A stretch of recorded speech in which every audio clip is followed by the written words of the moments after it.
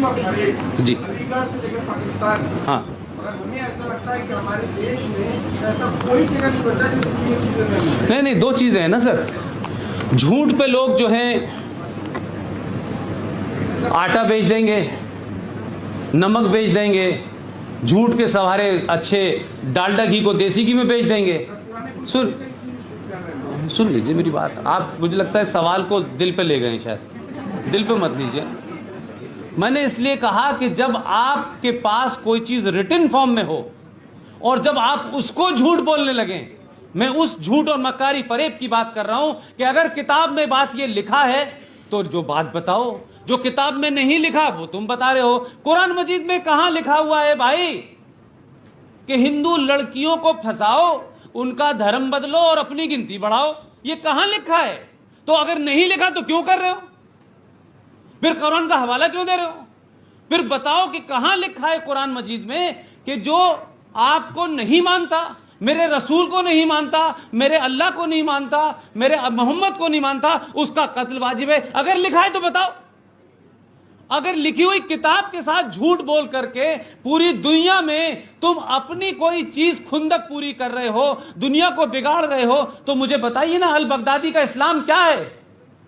अगर al Baghdadi गलत कर रहा है तो कौन रोकेगा? पुष्पेंद्र नहीं रोकेगा। इस देश के 20 करोड़ लोगों को जाकर के अल बगदादी के खिलाफ आवाज उठानी चाहिए, जाकिर नाइक के खिलाफ आवाज उठानी चाहिए।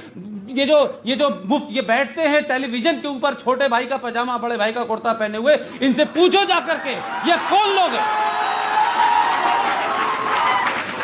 ये कौन लोग हैं भाई जो सुबह से लेकर शाम तक इस्लाम का नाम ले लेके, हदीस का नाम लेकर के, शरिया का नाम लेकर के आप मारते हैं? पूछो कश्मीर में महबूबा मुफ्ती से। नाम तो महबूबा मुफ्ती रखा हुआ है, नाम तो अब्दुल्ला रखा हुआ है, लेकिन काम आपके जाहिलों और बदमाशों गुंडों जैसे हैं। पूछिए कि भाई किसने कहा था कि 3 लाख हिंदुओं को आप मार दें? कहां से इस्लाम में लिखा हुआ है? और लिखा है तो बताओ। जो कुछ लिखा है वो मैंने बता दिया। इसलिए मैंने कहा कि जो मक्कार मुनाफकत अलीगढ़ यूनिवर्सिटी में मैंने देखी इस्लाम को लेकर के, वही पाकिस्तान में है। और भारत के अंदर इस्लाम कुछ और है, सऊदी अरब में कुछ और है। आपको मालूम है कि इस्लाम में कब्रों का कंसेप्ट नहीं है। कब्र के बारे में मना किया गया है कि कब्र नहीं बनेगी, जो जनाब चले गए हैं उनको ज़मीन में दफनाइए, मट्टी डाल दीजिए और खुदा हाफिज कर दीजिए। लेकिन ये बड़ी बड़ी संगमरमर की कब्रें क्यों बनेंगी? ये बड़े बड़े कब्रिस्तान क्यों बनेंगे? और समाजवादी पार्टी से कुछ लोगों ने डिमांड कर दिया कि भाई हमारा कब्रिस्तान की बाउंड्री बननी है। मैंने ये बात आजमगढ़ में कही कि भाई ये बाउंड्री बननी है, 450 करोड़ रुपया चाहिए। तो मुलायम सिंह ने उसको दे भी दिया।